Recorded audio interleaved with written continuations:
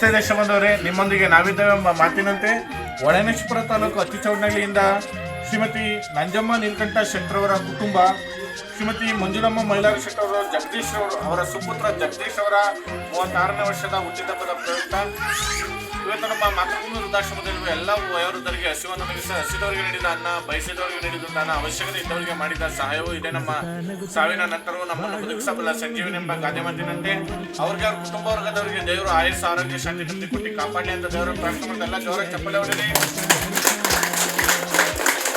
ಎಲ್ಲ ಹೇಳಿ ಅಸತೋಮ ಸಂಗಮಯ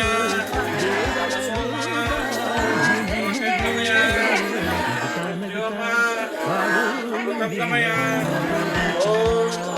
ಶಾಂತಿ ಶಾಂತಿ ಶಾಂತಿ. ಅನ್ನದಾತ ಕೇಳಬಹುದು, ಅನ್ನಪೂರ್ಣೇಶ್ವರಿ ಅನ್ನ ಕೊಟ್ಟಿ ಕಾಪಾಡುವ ಜಗದೀಶ್ವರಿಗೆ ದೇವರು ಒಳ್ಳೇದು ಮಾಡಲಿ. ಅವರು ಕುಟುಂಬ ಸಮೇತರಾಗಿ ಆಗಮಿಸಿ ಇನ್ನೊಂದಿನ ನಮ್ಗಳ ಜೊತೆ ಸೇರ್ಲಿ ಅಂತ ದೇವರಲ್ಲಿ ಪ್ರಾರ್ಥನೆ ಮಾಡ್ತಾ ಎಲ್ಲ ಜೋರಾಗಿ ಚಪ್ಪಲಿ ಹೊಡೀರಿ.